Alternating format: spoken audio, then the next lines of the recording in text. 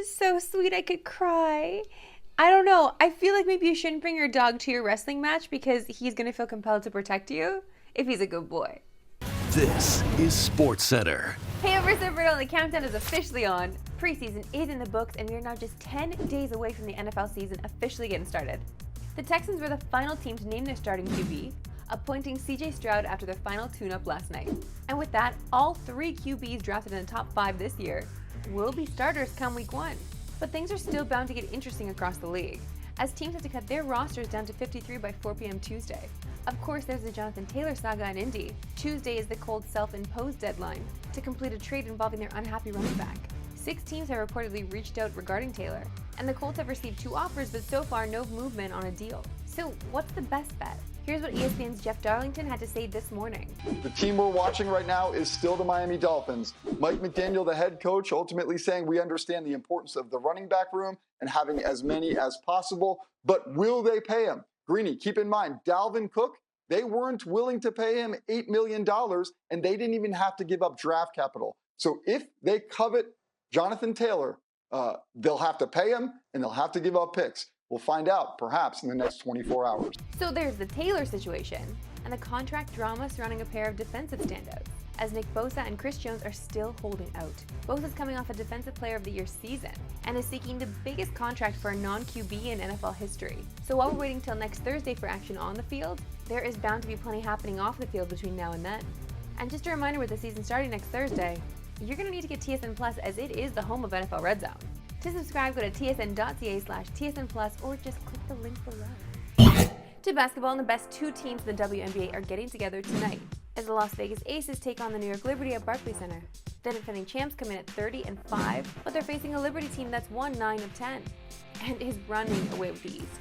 So it's the 2 best teams and the 2 best players, as Asia Wilson and Breanna Stewart are going head-to-head in the MVP race, with Wilson the slight favorite on FanDuel. Joined now by TSN basketball analyst Tamika Nurse. Tamika, thank you for joining us. Thanks for having me. Tamika, Wilson is the betting favorite for MVP, but Stewart is having her best season in New York. Can you make a case for her as MVP this year? Of course I can. It's Breanna Stewart.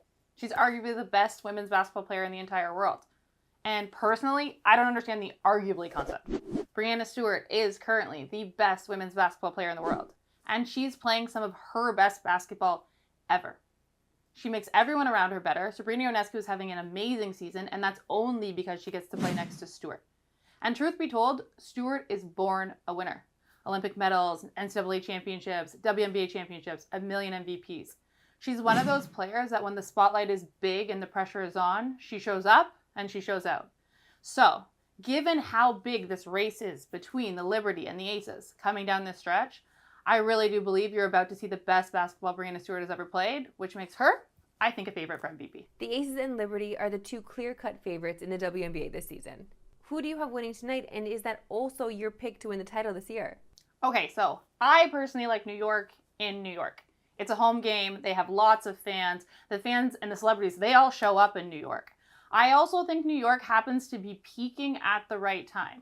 Now, you can never count the Aces out, and you can never count out Asia Wilson because she's also playing very good basketball right now.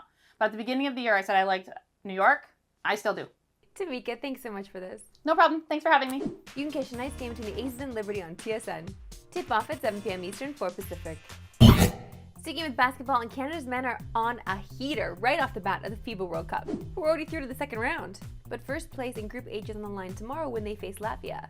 Canada is plus 85 in 2 games, after blowing out France on Friday and beating Lebanon in historic fashion Sunday. They set a FIBA World Cup record of 44 assists in that game, and RJ Barrett scored 17 points to lead 9 Canadians in double figures. So to say there's a lot of optimism surrounding this team would be an understatement. Canada's never finished higher than 6th in this tournament, and their most recent top 10 finish was in 1994 when they served as hosts. That squad had a 20-year-old Steve Nash, who is still 2 years away from being drafted in the NBA. But this year's team is stacked with NBA talent, even with Jamal Murray and Andrew Wiggins absent. Shai Gilgeous-Alexander is leading the team in scoring through 2 games. And then there's Mr. Poke the Bear himself, Dylan Brooks. He's only missed 2 shots in 2 games. And while we're talking NBA players in FIBA, here is something Raptors fans can feel good about.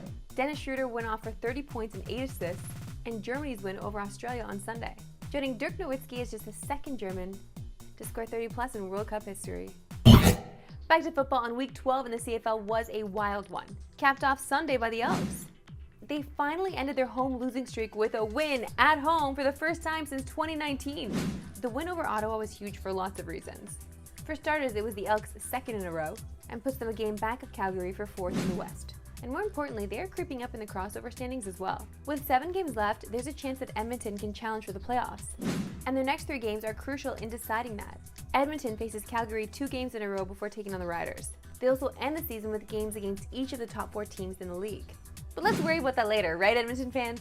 The Elks' turnaround can be linked to 2 major decisions.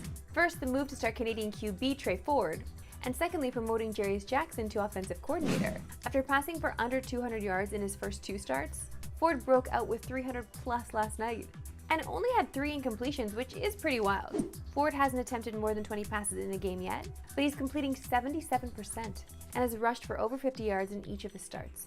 So while the playoffs still may be a long shot, the makeover is real and this team is starting to get compelling. Imagine being an Edmonton fan at the game, right? Like what? They've been coming to games, season ticket holders coming to the games, nothing's happening, taking L's all day. Then they get that dub, man, what a selly. The thing that hurts me the most is that I have to watch the NBA Finals and they have world champion on their head. World champion of what? The United States? Like, you're gonna look at him and you're gonna tell him that he's wrong? Is he wrong? Time enough, my favorite segment and yours at We Love Sports Today. Why we love sports today. And that was track star Noah Lyles, who in his defense is a world champion. After all, Lyles did win gold in the 100 and 200 meters at this month's Track and Field World Championships. But no, you know these clips are gonna end up online. And you gotta know better than to pick an online fight with NBA players. You know who's coming, right on cue. It's Kevin Durant. Katie hopped online and said, somebody help this brother. And Durant wasn't the only one getting involved. Devin Booker and Damian Lillard weighed in, and quote-unquote world champion Aaron Gordon even said he'd smoke Lyles in the 200. Well, the 2024 Olympics are less than a year away, and Lyles might be living under the same roof as some of these guys. So we'll see if any of them want to race then. I don't know whose side to take, honestly, because like they both make valid points. But I'm with you, Lyle, okay? Like, I just feel like he's out there getting hung to dry by NBA players. That's not easy. That's all for today. We'll see you up again tomorrow at 3 Eastern, no Pacific. Have a good one.